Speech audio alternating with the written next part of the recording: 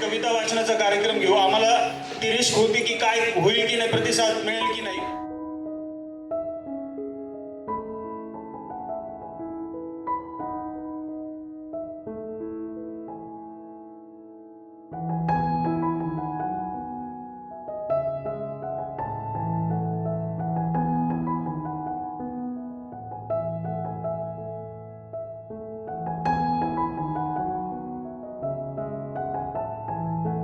विद्यार्थ्यांचं मी या ठिकाणी सहर्ष स्वागत करतो आणि माननीय प्राचार्यांना विनंती करतो की त्यांनी या कार्यक्रम प्रसंगी शुभेच्छा द्याव्यात.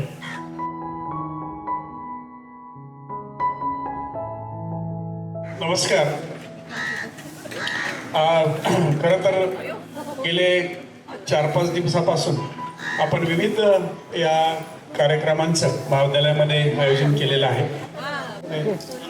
मुख्य म्हणजे या निमित्ताने खरं तर विद्यार्थ्यांमध्ये जे काही सुप्त गुण असतात त्या गुणांना वाव मिळणे हा एक महत्त्वाचा भाग या कार्यक्रमाचा असतो.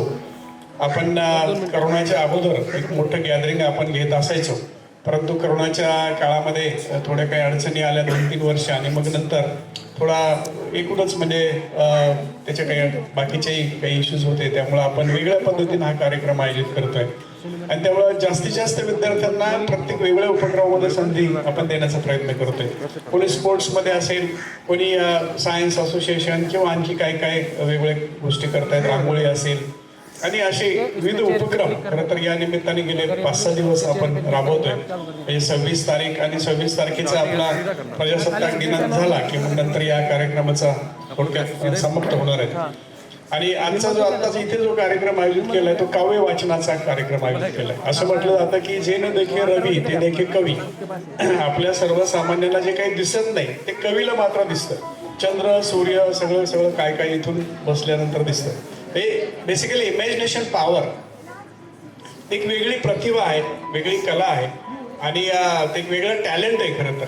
आणि या टॅलेंटला म्हणजे अनेक आपण पाहतोय, वंदे मातरम सारखं काव्य असेल किंवा अनेक महाकाव्य आपण पाहिलेले, महाभारत असेल किंवा रामायण असेल, तर हे काव्य रचना करणं हे काही एवढं सोपं काम नसतं आणि त्याचं वाचन करणं आणखी एक वेगळी कला असते. कारण कविता एखादी असणं आणि ते त्याचं प्रभावीपणे वाचन करणं, सादरीकरण करणं हे एक आणखी एक वेगळं आर्ट आहे, वेगळी कला आहे. तर मला खात्री आहे की आजच्या या कार्यक्रमाच्या निमित्ताने आपल्याला एक चांगले कलाकार या निमित्ताने मिळतील, चांगलं टॅलेंट एक या निमित्ताने पुढे येईल, त्यांना एक व्यासपीठ द्यायचं काम या ठिकाणी होणार आहे. तर महाविद्यालयाचे उपप्राचार्य, नंतर यांचे विज्ञान विभाग प्रमुख गणगावकर सर आहेत, पर्यवेक्षक आपले ज्युनियर विभागाचे वनवे सर आहेत आणि याचं समन्वयक जे पाहतायत ते श्रीपाद जोशी सर ह्या सगळ्या कार्यक्रमाचं आणि सर्व प्राध्यापक बंधू भगिनी या ठिकाणी तर आपण सर्व अत्यंत उत्साही विद्यार्थी या ठिकाणी आहेत. म्हणजे हिरो आणि हिरोईनच दिसत आहेत आम्हाला सगळीकडे. आज काही आमचे आय कार्ड वगैरे काही कोणाकडे आहे की नाही शोधायला गेला आता. तर एनिवे कुठलंही गालबोट लागू नये ही आपण आपली काळजी घ्यायची आहे. म्हणजे कुठेही आपल्यालाही जरी जाणवलं की कोणीतरी बाहेरची व्यक्ती आली किंवा वेगळ्या पद्धतीने काही करते तर आम्ही कृपया आपणा सर्वांना विनंती राहील, आव्हान मी करतो की आपण तशा काही गोष्टी लक्षात आल्या तर आमच्यापैकी कोणाला तरी ते आपण व्यवस्थित सांगा की सर असं आम्हाला थोडं कानावर येतंय. म्हणजे आम्हाला आणि आमचे सगळे सहकारी जे नॉन टीचिंग स्टाफ आहे, आमचे सर्व चतुर्थ कर्मचारी आहेत, त्यांचं या ठिकाणी लक्ष, कारण ते खरं सुरक्षा दल आहे आपलं आणि त्यामुळं त्यांचं लक्ष या ठिकाणी आहे. पण आपण असं काही असं तर आपण जरूर, इव्हन शिक्षकांनाही मी आव्हान करेल, विशेषतः तरुण शिक्षक मंडळी आहेत, त्यांनाही जर काही जाणीव झाली कुठं काही असे खोड करत आहे किंवा काही असेल तर जरूर आपण त्या ठिकाणी लगेचच निदर्शनास आणून द्यावं. एकदा घटना घडल्यावर मग नंतर मग ते खूप चौकशी करा, नामुक करा, ते नाटकं होत राहतात. तिथल्या तिथं आपण जर केलं लगेच पकडता येईल, लगेच त्याला तिथे शिक्षा करता येईल. कोणाकडूनही काय असं होणार असेल तर आपण मला वाटतं ते निदर्शनास आणून द्यावं असं मी आपल्या सर्वांना या ठिकाणी आवाहन करतो. या कार्यक्रमासाठी आपल्या सर्वांना शुभेच्छा देतो. उद्याचा जरा दंगा होणार आहे, म्हणजे वेगळ्या प्रकारचा कार्यक्रम आहे, त्यासाठी मात्र आपल्याला सगळ्यांना तयारी करावं लागेल. आम्हाला सुरक्षा दल आमचं सगळं बाहेरून आम्हाला तयारी तर ठेवावं लागेल. पण एनिवे या निमित्ताने सगळी या बाबतीतली सुरक्षाचा आम्ही सगळी काळजी घेतो आहोत. आम्ही सगळे सहकारी मंडळी यांच्या मदतीनं आपण करतोय. तुम्ही आनंद घ्या, आस्वाद घ्या या सगळ्या गोष्टीचा. तुमच्यामधलं आतलं जे काही चांगलं टॅलेंट आहे ते बाहेर आणा, वाईट काही आणू नका. असलं काही चुकून तर कोणाकडे ते अजिबात बाहेर प्रदर्शित करू नका. चांगलं मात्र बाहेर येऊ दे, कळू दे लोकांना की तुमच्यात खूप चांगले गुण पण आहेत आणि त्यानिमित्ताने निश्चित पुढे आणखी काही संधी तुम्हाला मिळू शकतील. तर पुन्हा एकदा आपल्या सर्वांना म्हणजे खरं तर कार्यक्रमाचं संयोजन यांनी केलं आहे जोशी सर आणि त्यांची सगळी टीम आहे, पाटील मॅडम आहे, ती सगळी मंडळी तिकडे सगळी मंडळी बसलेली आहेत. या सर्वांनी मिळून हे सगळं आयोजन केलेलं आहे. त्यांचं या ठिकाणी कौतुक करतो, त्यांनाही शुभेच्छा देतो आणि तुम्हा सर्व विद्यार्थ्यांना शुभेच्छा देतो आणि थांबतो. धन्यवाद. धन्यवाद सर. या कार्यक्रम प्रसंगी मी गाडेकर सरांना विनंती करतो की ते माजी सांस्कृतिक विभाग प्रमुख आहेत, त्यांनी मान्य प्राचार्यांचा सत्कार करावा. सर या.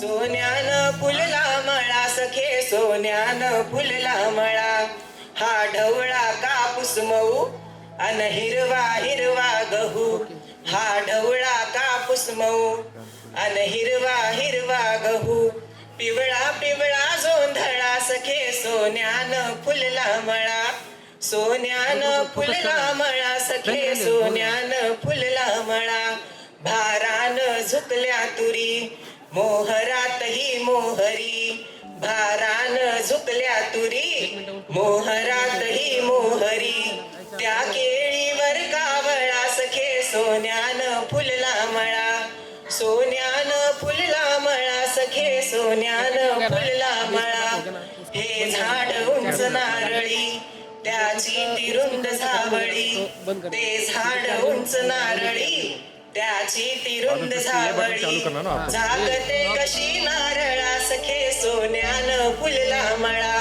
सोन्यानं फुलला मळा सखे सोन्यानं फुलला मळा, कणसावरती चिवचिव आंब्यावरती कुहू, कणसावरती चिवचिव आंब्यावरती कुहू, दे गळ्यात मिसळून गळा सखे सोन्यानं फुलला मळा, सोन्यानं फुलला मळा सखे सोन्यानं फुलला मळा.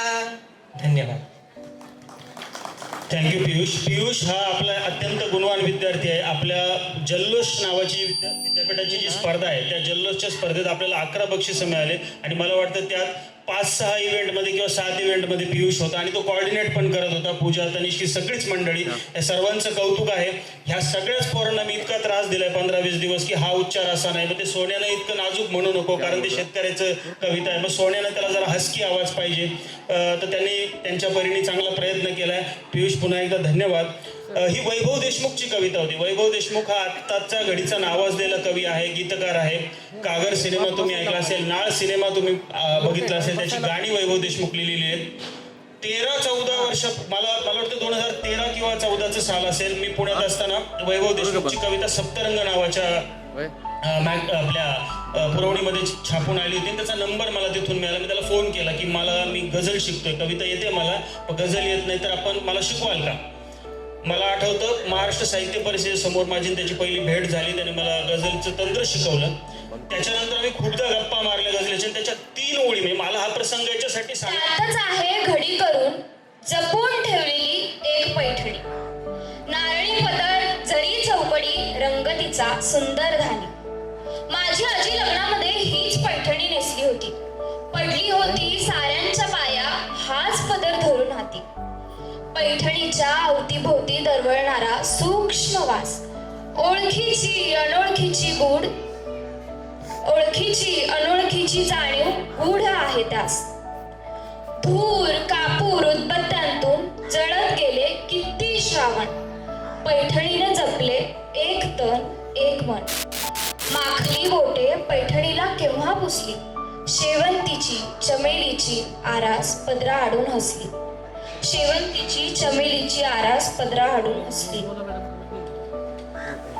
वर्षामागून वर्षे गेली, संसाराचा सराव झाला, नवा कोरा कडक पोत एक मऊपणा आला, पैठणीच्या घडीघडीतून अवघे आयुष्य उलगडत गेले, अहेवपणे मरण आले, आजीचे माझ्या सोने झाले, कधीतरी ही पैठणी मी धरते उरी कवळून, मऊ रेशमी स्पर्शामध्ये आजी भेटते मला जवळ, मधली वर्षे गळून पडतात, कालपटाचा जुळतो धागा, पैठणीच्या चौकड्यांनो आजीला माझ्या कुशल सांगा, पैठणीच्या चौकड्यांनो आजीला माझ्या कुशल सांगा. धन्यवाद. ओले होणारे डोळे पुसून फडफडून यावीत वाऱ्यावर पानं. सेटिंग कर थोडंसं हसून आपणच आपल्याला सांगावी कधीतरी एखादी गोष्ट. आपणच गावं आपल्यासाठी रिमझिमत्या स्वराचं एखादं गाणं. आपणच जपावेत मनात वाऱ्यावर झुलणारे गवताचे तुरे. एखादी दुरात धावणारी पायवाट. जपावेत काही नसलेले भास. जिथे आपल्यासाठी फुलं उमलतील, जिथे आपल्यासाठी फुलं उमलतील अशी जागा सगळ्यांना सापडत नाही. मनाच्या कडेने लावलेल्या झाडांना आपणच द्यावेत थोडेसे श्वास. आपणच आपल्याला लिहिलेली पत्र वाचता वाचता ओले होणारे डोळे पुसून फडफडू द्यावीत वाऱ्यावर पानं, वाऱ्यावर पानं. वा, थँक्यू. ही कविता निवडण्याचं कारण म्हणजे माझा स्वार्थ आहे याच्यामध्ये. मी जेव्हा 10वीला तेव्हाच तर आपलं नव्हतं का ठरलं. दुःख नाही उरला आता मनात. फुलांचा पांढरा पानांचा हिरवा रंग तुझा रंगतोय माझ्या मनात. फुलांचा पांढरा पानांचा हिरवा रंग तुझा रंगतोय माझ्या मनात. केसात राखडी पण पायात फुगडी मी वेडी भाबडी तुझ्या मनात. चाफ्याच्या झाडा नको ना रे पाणी डोळ्यात आणू. ओळखीच्या सुरात ओळखीच्या तालात हादग्याची गाणी नको ना रे म्हणू. तुझ्याच आळ्यात एक पाय तळ्यात एक पाय मळ्यात खेळली आहे ना. तुझ्याच आळ्यात एक पाय तळ्यात एक पाय मळ्यात खेळली आहे ना. जसं काय घोड्यावर तुझ्याच खांद्यावर बसून आभाळात इडली आहे ना. चाफ्याच्या झाडा पानात मनात खुपतंय ना. चाफ्याच्या झाडा पानात मनात खुपतंय ना. काहीतरी चुकतंय कुठेतरी दुखतंय तुलाही कळतंय ना. काहीतरी चुकतंय कुठेतरी दुखतंय तुलाही कळतंय ना. चाफ्याच्या झाडा हसून सजवायचं ठरलंय ना. चाफ्याच्या झाडा हसून सजवायचं ठरलंय ना. कुठं नाही बोलायचं मनातच ठेवायचं फुलांनी ओंजळ भरली आहे ना. चाफ्याच्या झाडा का बरं आला सात स्वप्नात.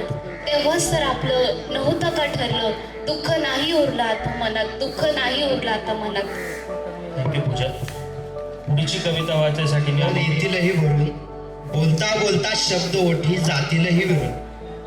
कावरं बावरं होण्यासारखं बिलकुल काही नाही. कुणीतरी आठवण काढते बाकी काही नाही. रस्त्यामध्ये दिसतातच की चेहरे येता जाता. रस्त्यामध्ये दिसतातच की चेहरे येता जाता. एका सारखेच दिसू लागतील सहज बघता बघता. अवतीभोवती सगळीकडे तेच माणूस दिसेल. सृष्टीमध्ये दोनच जीव आणखी कोणी नसेल. बिरबिरल्यागत होण्यासारखं बिलकुल काही नाही. कुणीतरी आठवण काढते बाकी काही नाही. मोबाईल वाजण्याआधीच तो वाजल्यासारखा वाटेल. मोबाईल वाजण्याआधीच तो वाजल्यासारखा वाटेल. जुनाच काढून SMS वाचावासा वाटेल. दिवस सरता वाटत जाईल उगाचच उदास. पावलोपावली जड होत जाईल बहुधा श्वास. घाबरून बिबरून जाण्यासारखं बिलकुल काही नाही. कुणीतरी आठवण काढते बाकी काही नाही. जेवता जेवता जीव घेणा लागेलही ठसका. जेवता जेवता जीव घेणा लागेलही ठसका. घरचे म्हणतील सारखा कसा लागतो उठता बसता. चेहरा लपवत डोळे पुसत पाणी प्यावे थोडे. चेहरा लपवत डोळे पुसत पाणी प्यावे थोडे. बोलण्याआधी आवाजाला सांभाळावे थोडे. बोलण्याआधी आवाजाला सांभाळावे थोडे. सांगून द्यावं काळजीसारखं बिलकुल काही नाही. सांगून द्यावं काळजीसारखं बिलकुल काही नाही. कुणीतरी आठवण काढते बाकी काही नाही. कुणीतरी आठवण काढते बाकी काही नाही. हसता हसता डोळे अलगद येतीलही भरून. बोलता बोलता शब्द ओठी जातीलही विरून. कावरं बावरं होण्यासारखं बिलकुल काही नाही. कुणीतरी आठवण काढते बाकी काही नाही. थँक्यू.